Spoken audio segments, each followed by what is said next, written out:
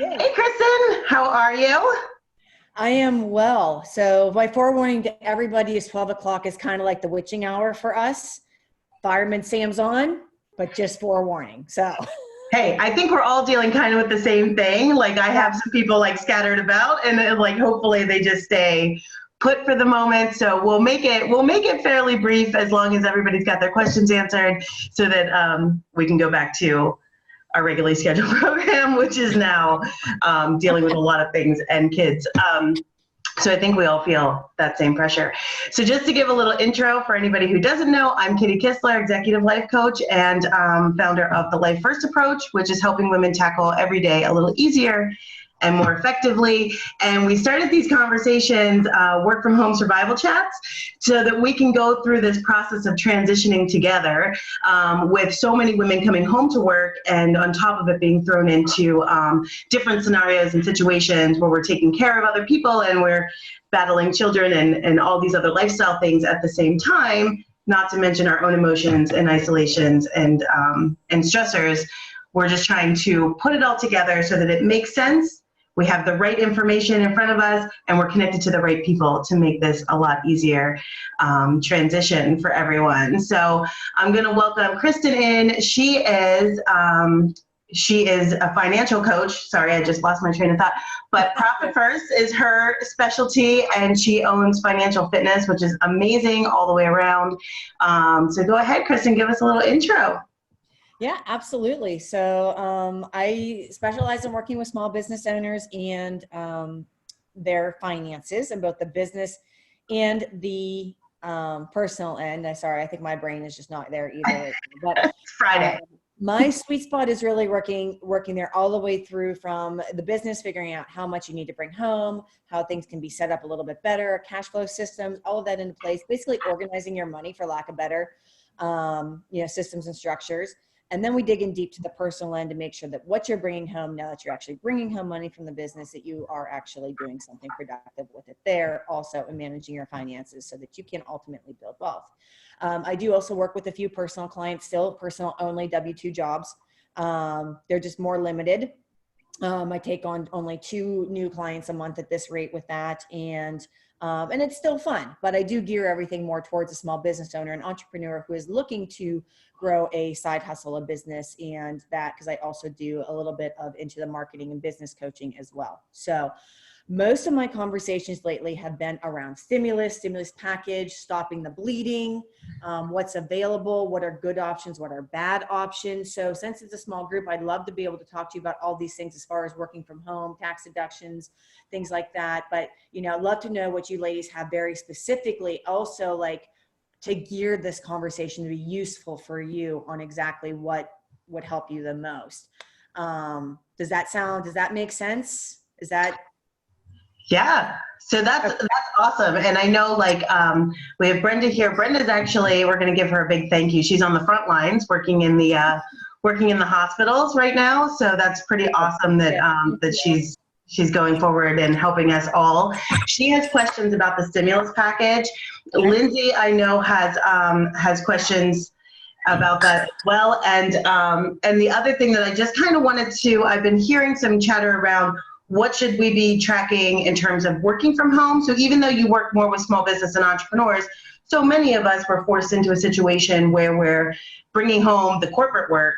What do we have to track that is, should we be allocating certain things? And I know that you and I had the conversation where it was, maybe there's some myths around what you can actually use as a write-off for next year. So maybe just a little bit of on that, what we should keep track of, what's not really going to matter. And yeah, I think the stimulus package is probably going to be the most crucial amount of information right now, like you said, stopping the bleed and really helping us to get the right information in front of us. So Awesome. She's really suffering right now with imposter syndrome, working the front lines. But Brenda, honestly, I don't know that anybody knew exactly how to do this. So there's no imposters, right? We're all learning this together, and you're certainly your skills are going to be way more valuable than you know. So, yeah, I'll go ahead, Kristen, let you take that away. Yeah, absolutely. So when you're talking about the stimulus package, you ladies are also talking specifically about the personal stimulus package, not the business, correct? So what's I for your believe family? so. Okay. So that is, let me address that first. And I'm trying to keep the chat up, but also I can't because I like to be able to see who I can see. Yeah, I'll Which is take care of really, that. Yeah, but Zooms are so awkward sometimes to get used to. and they But, really are. You're right. in every case is different. But so the stimulus package, first and foremost, if you are a single household, the cutoff is at $99,000. On my Facebook page, I do have a calculator that's relatively pretty reliable on exactly what it will yield you. They are expecting to start check sending out in 2 weeks or more. So going right down the lines, if you have a household income and you're single, $99,000 is your cutoff. It's $75,000. It starts fading back from that $1,200 and $500 for a child under the age of 16. 17 and 18-year-olds are not included. If they're in college and they're still on your tax deductions and you're still claiming them, then they also are not included. If they are an adult doing their own taxes, my understanding is that they will get their own adult package. So, but you have to be filing taxes and have filed for the year 2018 or 19 to do that. So there's a few families, and you can let me know if you need further information. If you have a 17 to 21-year-old and you need more information on maybe what your situation may yield, I can go into that, but I don't want to spend time if that doesn't apply here. Sure, and I don't think we actually have anyone that applies to right now, so. Okay. That's good. So for every adult in your household, it's $1,200. And then for the children under the age of 16, it's $500. And so if you're a married filing jointly household, the income cutoff where it starts to go down is $150,000, right? So between 150 and 198, I think it is specifically, basically 200, but 198 is where there's a decrease for a certain percentage. Every little bit you make, there's a decrease in dollars. And so there are some charts, but I certainly haven't spent my time memorizing that kind of stuff. Sure. All I know is if you're over 150, go use the calculator and you can start to see how you're going to go down. And this is what you can expect. Okay. So if you have filed 2018 taxes and you haven't finished filing your 2019 now, no big deal. They'll go off your 18.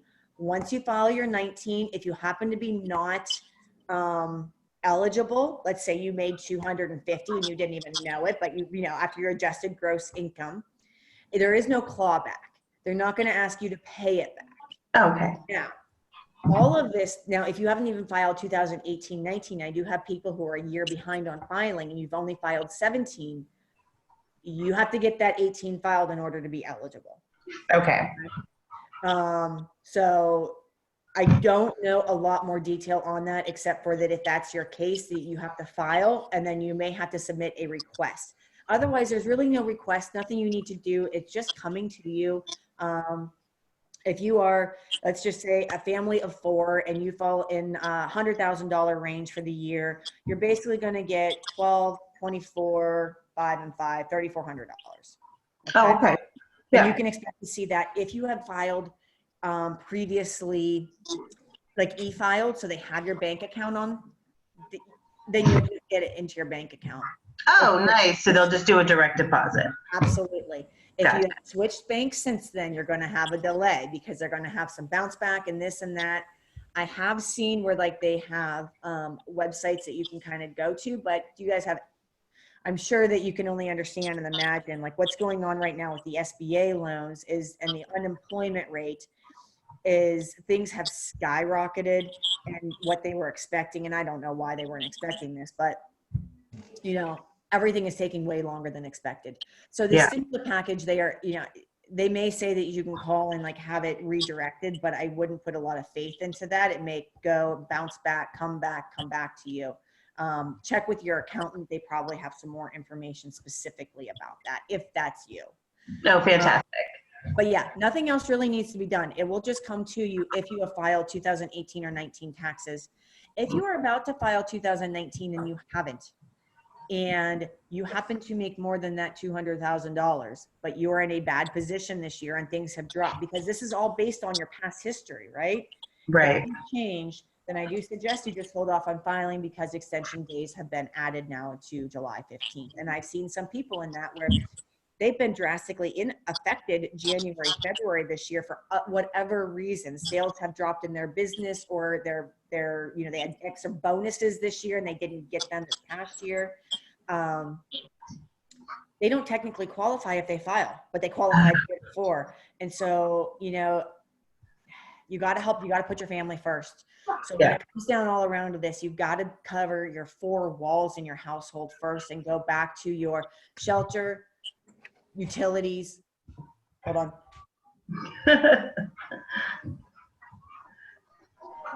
You scared me. If you guys have any questions, just leave them in the chat too. I thought it was a child. That's it. So your 4 walls are your shelter. So it's your rent or your mortgage. It is your utilities, keeping your lights on, your food to feed your family, and your transportation. So basic transportation is still be able to get to the grocery store, basic to get to work, well, you're not really going to work right now, but you still need basic transportation. Those are the 4 main things. If you have other debts and stuff right now, there's a lot of programs you can use to push them off. There's a lot of that kind of stuff, but we can get into that if we have extra time, so I can cover the things that you definitely want to be tracking right now. Yeah. And then I do have open office hours that are free to the public that I am hosting. So I have those starting today at 1 o'clock again. But if you guys have extra questions that we don't have time to cover today, you are welcome to jump in to any of my open office hours. They're pretty much Monday, Wednesday, Friday, except for next week's Good Friday. So not next week. Yeah. So next week's Monday, Wednesday, Thursday, I think. But oh, perfect. Basically, I just have a Zoom. I sit here, or taking care of children, working, whatever it happens to be in my kitchen. And if somebody shows up, we talk. If 5 people show up, we talk in accordance of stuff. So good. I'm answering the same questions over and over for so many people that it's just been very valuable to most. And especially my small business owners have learned a lot about what they can do to pivot their business right now. Yes. Yes. Specifically about what you need to track if you are working from home and you're bringing your corporate job home right now. There's a lot of myths, there's a lot of in-betweens, and there's a lot of always check with your accountant, because you're better over track though, and then over report. Your accountant will say, oh, can't do that, can't do that, can't do that. So Lindsay, what's your job? And are you, you don't have to get super specific if you don't want to, but Brenda, I know where you are and you are out and about, but are you also working from home partially? Are you forced to bring home paperwork or not client reports, but patient reports and stuff? Just so I know where to go with what you may be dealing with. And you can unmute yourselves if you know. Hi. I actually work for an investment firm, and I have a computer that was actually provided by them, and we kind of got thrown into it. I think I was one of the first people to start working from home because of the kids. And so I haven't been back to the office since, oh God, I don't even remember. Probably like 3 weeks at least, right?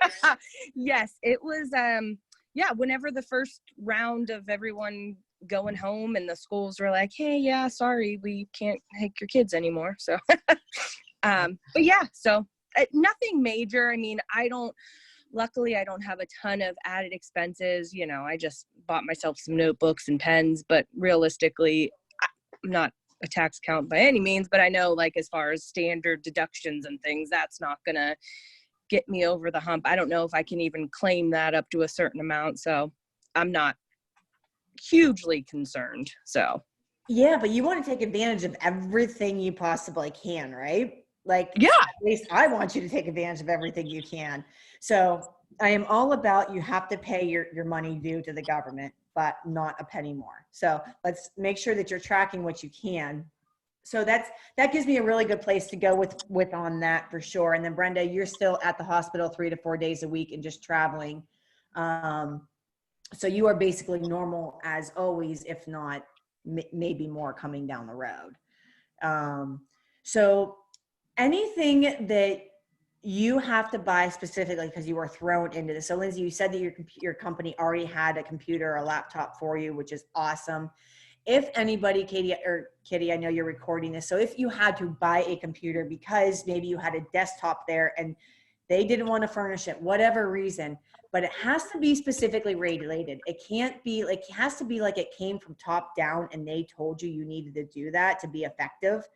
So if they gave you the option and said, well, you have the option, I don't know, to bring this home, whatever it might be, then you can't really deduct the new computer you decided to buy to make your life easier because they gave you a reasonable option. But it is best to overtrack and have it not come back under you down the road. So you cannot track, you can deduct, going down the list, you can deduct anything that your home office, if you have a specific office for work, 100%, and it's dedicated to that. Can't be a guest room you have a desk in. It can't be a playroom that you share with your kids. I moved out of our playroom like 6 months ago. It was the best thing I ever did. It can't be an if or that. And this goes for self-employed and for those who are kind of thrown into this position. But what I am suggesting to everybody is that there are new tax rules that are coming out regularly because of this. So you're better off to track your time working if you're still working from home with kids. And if you can possibly track and you do your own logins, and I'm working from 10 to 2 in this room, because if they come back in 2020, I want you to be able to go back and look at your records and say, they come back in January and they say, okay, well now this is going to be a tax deductible. It wasn't work from home before because it wasn't a dedicated space, but now we'll take the square footage of your house in this room that you're using because you were forced into this position, then it will be. Same thing as it's a reasonable to deduct if you're working from home, your utilities, your internet, and your phone, if they're a necessary cost of doing business. So Lindsay, I'm sure that you are required to use the internet for some things, and maybe to continue having, whether it's client calls like Zoom like this, or, to do your work and to log into your business portal or something. So it's reasonable to take the percentage of hours that you're working and track that to your ratio of internet. Some people find that it's not worth it, but it could be. It could make the difference of a tax bracket for you in the end because it's tax deductible. And just keep in mind that write-offs, really all that means is it reduces your taxable income, but that could make the difference for people right now getting the stimulus check or not. They could have fallen over by $1,000, and then I don't get it at all end. And maybe there were some tax deductible items that would have reduced their taxable income by that $1,000, and now they would have had this help. So I always suggest that, you take advantage again of everything you possibly can there. So, telephone, internet, utilities, anything that's being required. I have a client who is a solopreneur cleaner. And so she uses her washer and dryer at home to do the laundry for her business. And that's tax deductible, any reasonable amount. And again, you have to be able to prove reasonable though. You have to say that I do 4 loads a week and this translates into these dollars. So it can be really cumbersome, but when you sit down and you lay out your things, it's cumbersome to talk about as a whole, but when you are personally looking at your own life and you lay out the things that you use, you'll be able to figure out numbers for yourself relatively easy based on what you pay on average, especially if you're on a budget billing, and what the hours are that you spend running a machine or the percentage of working for electricity, something like that. Does that make sense? Yes, it does. Thank you. Okay. Yeah.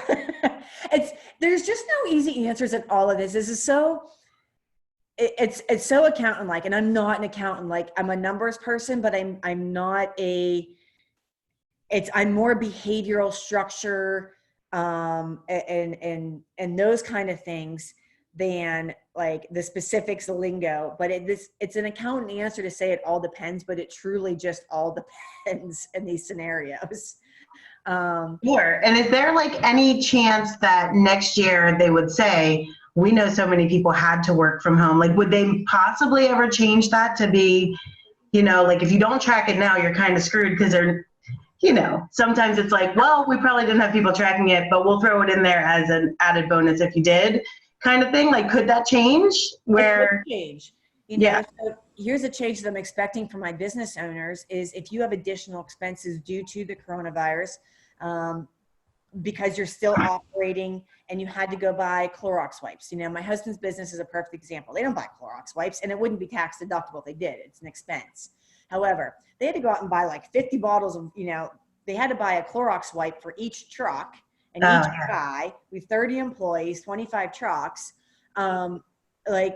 So now they're keeping track of it because there's a law that they're already talking about putting in. If you have an additional expense directly related, it will be completely tax deductible and reduce your income. So your taxable income. Yeah. So yes, it's very reasonable to assume that because this is such a mass level, things are changing so fast with what they're saying. You see the president's coming on daily. The governors each state are pretty much going on daily in their states. I've got clients all across the United States and one in Canada. And so I'm kind of trying to keep up with everybody's doing, but it's all different and it's all changing on a daily basis. That's for sure. Sure. So very reasonable. Yeah. And it's probably better just to have it just in case, right? Like, even if it doesn't do anything, then you shred it next year and you're done and you forget it, right? But if you don't have it, you're going to be... Yeah. I also expect the businesses to take a big turn here. I expect if you're working from home and it's become a pretty simple thing for you to do, if you were traditionally in an office and they've realized this, companies are going to realize that they can cut their overhead pretty significantly with that rent, mortgage, whatever it is. And they're going to have more employees come work from home. So you'll be better prepared to defend what is an issue and is a 100% thing for you. So yeah. I do expect that there's a fair amount of businesses that will take that. Investment firms, Lindsay, is one of them that the financial advisors that I am working with, they are so much more productive. They are realizing working from home and not traveling to see clients, and their clients are very happy to be doing this. Doctors as well. I've got some, doctors who are turning more to functional medicine and telemedicine, and their clients are loving it. My mom did something the other day with her doctor, and she loved it. She didn't have to leave her house. She still got the antibiotics she needed called in, and she got to talk to her doctor for longer because she didn't have travel time. They weren't waiting for patients. They didn't clean a room and all these other expenses. So I think that you're going to see this changing business and the way we do business a lot. I agree with that wholeheartedly. Like, I've been saying that since the beginning, like, so much has changed already that it makes people aware, like, we've been set up for this. We just didn't implement it. And now that we've implemented it, it's like, how do you even go back? Because we've learned so much. Just like you said, that turnover in doctor's offices, like, more money can be made with less expense. So yeah, that's I agree the same thing. Absolutely. And business owners are having to be very creative. So even your bosses here, Brenda and Lindsay, are having to get very creative with realizing what they don't actually need. Yeah. Like, I expect this to be one thing that will come out of it, but in every other way, like, it's good. It's forcing people to look at things in a different light and be creative. Yeah. Look at how we're spending our time. It's not even just about the financials, but, I posted in my private client group that look at how you're spending your time different. Like, I quit at 3:00 now to take the kids outside on these nice days that we're having. And I'm not daddy though. Say hi, Nora. Hi, Nora. Hi. She does like Zoom calls a lot. I love it. Yeah, and the other thing I think too is, like, we're going to set up the schools, right? So less sick days, less snow days, less all of those things that we are going to be able to work from home when our kids are home is going to be really important for companies too. Because even if you are required to come back into the office, now you can say, okay, it's going to be a snow day. I can already guarantee it. I'm going to take my stuff with me. It's going to be a little different setup. The production level is going to continue, even when somebody isn't able to be there. So I do see a lot of those changes happening. So that's great. I think it's really important for us to keep on track and just track things in case they come back and it's something that's beneficial to all of us.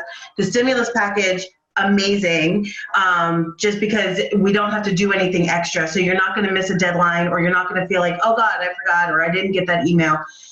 It's just going to show up if you've already taken the right steps in making sure that that happens.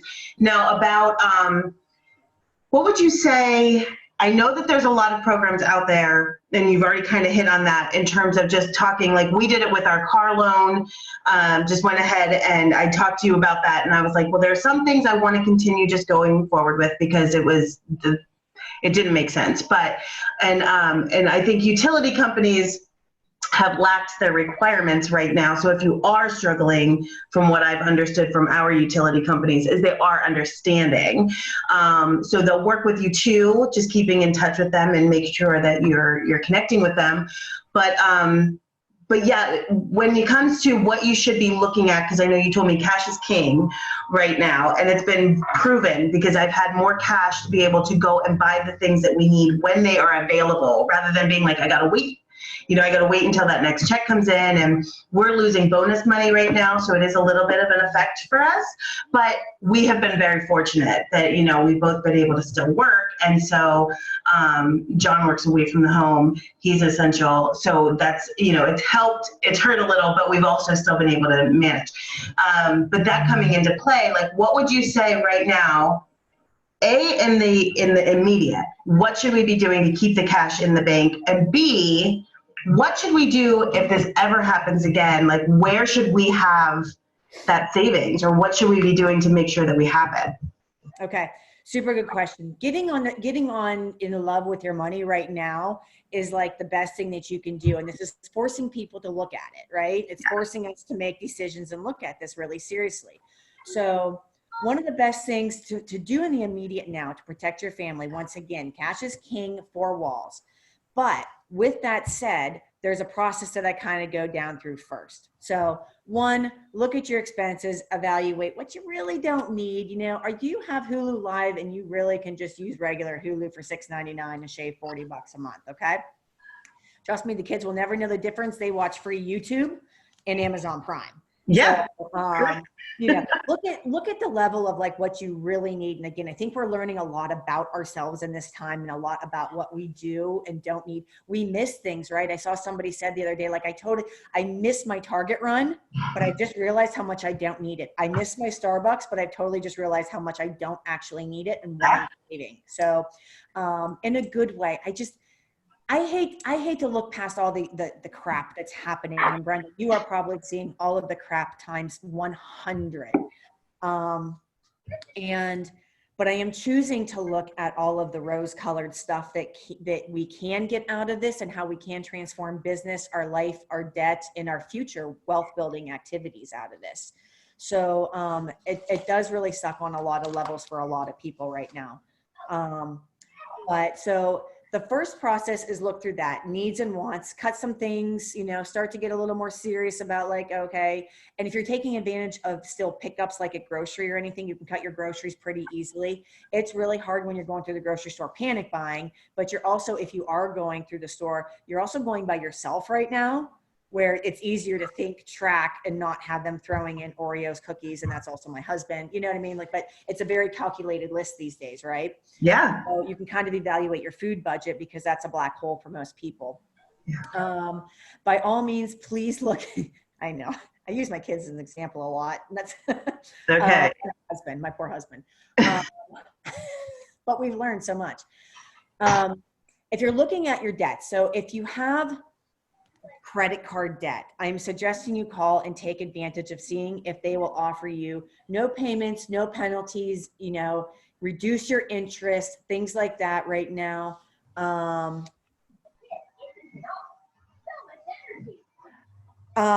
Yes, Brenda, I'll come right back to that. So, look at the debts you owe. If you owe 5 different credit card companies, start calling them down the list and just say to them. And the one blog that I shared on my Facebook page, or you can find it on my website, I did, a couple of 8 main steps to do for your household.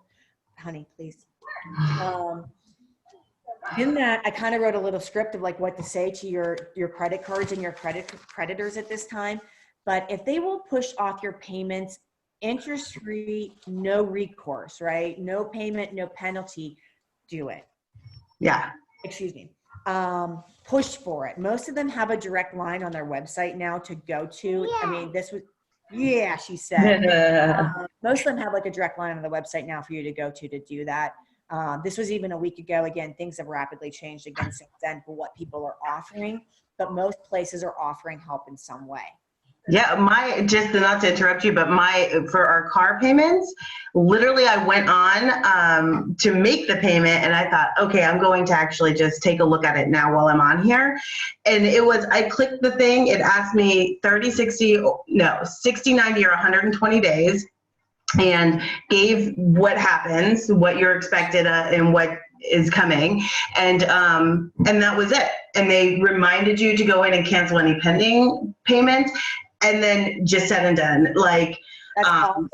I mean, I don't know if that happens if you're not in good standing, so I can't speak for that. But it was so simple. Like, it almost felt ridiculously like easy. And I thought, right? Did I do all the right steps? But then we got a letter. They sent us out a letter, and everything is good. And it just felt like it wasn't any extra stress. And I think that's one of those things we're so afraid to take a look at because we just don't want to. Like, is it worth it? But it is worth it. If you can save that amount of money every month, like just for the interim, and like you said, you're not spending that money somewhere else unless you absolutely have to. So you know that you can pay that. Like, you can still put that toward it. So you're not losing in the end. Yeah.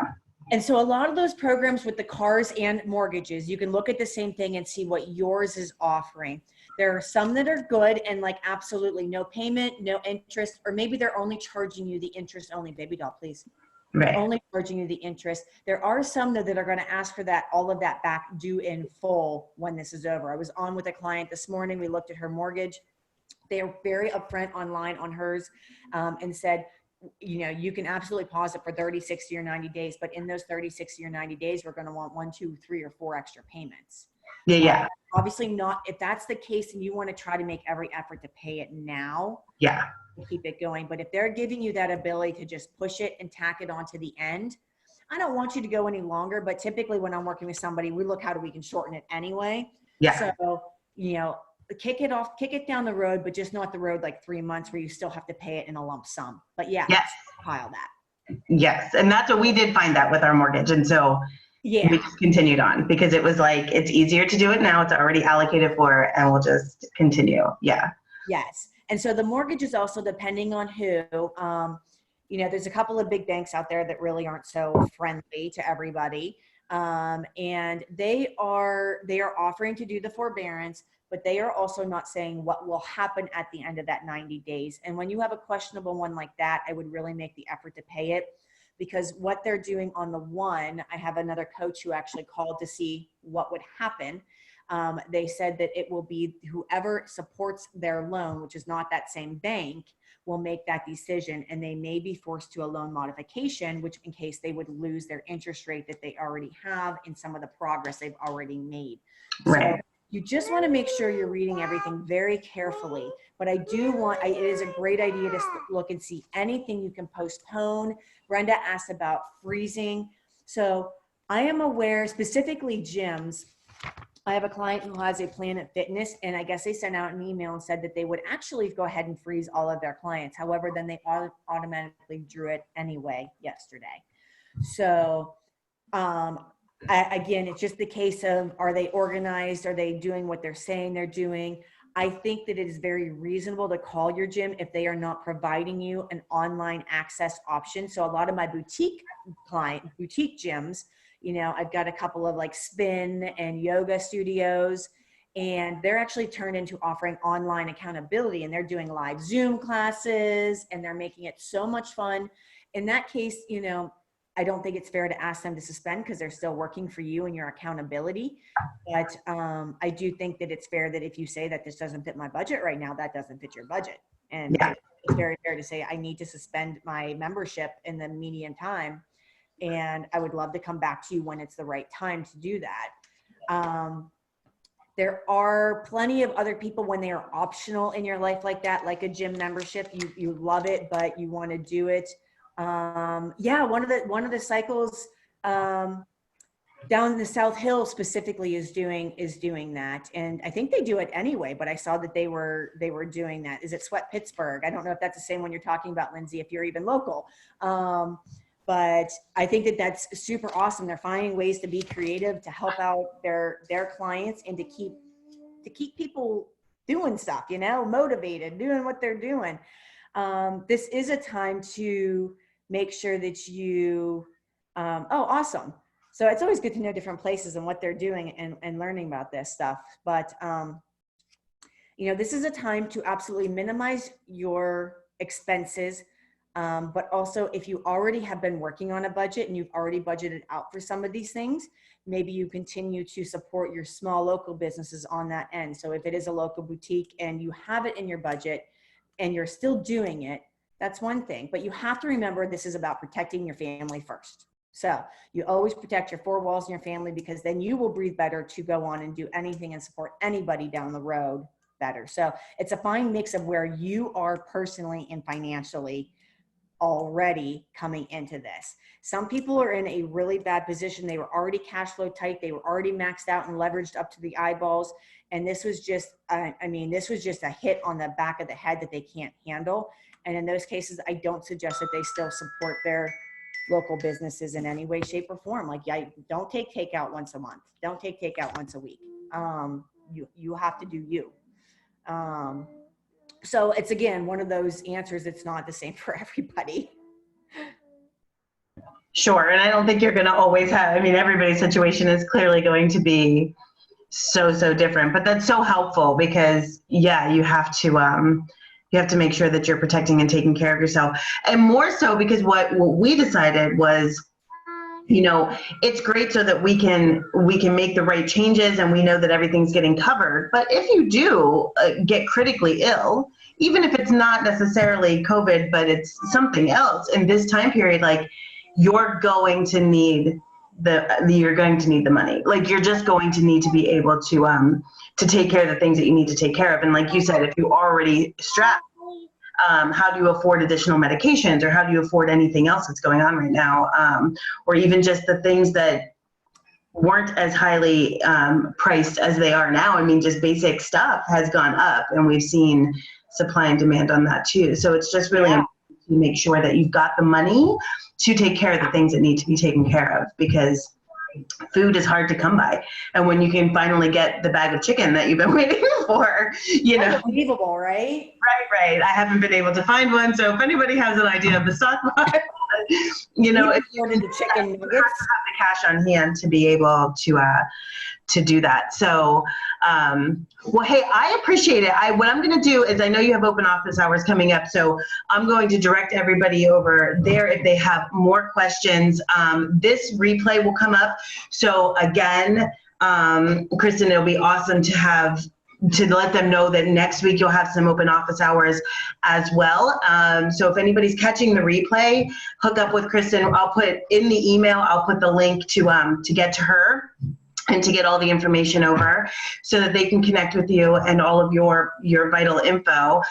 We're doing a virtual happy hour, clearly today at 4, just to have these conversations a little more face-to-face and to see how I can help you guys support yourselves and your teams at this point with the transitions and anything you need. And then I am doing the same open office hours on Sundays to help set up schedules for the week. So that's at 4 o'clock as well. So if anybody is able to make any of those, let me know, or just show up, but you'll get the links. And I appreciate it. I'm going to stop the recording now, maybe. It's not allowing me to, but if you have any questions, like I said, just head on over, see Kristen. I'll put everything in the replay, and I will hopefully see you guys at 4. All right, talk to you soon. Awesome. Thanks, ladies.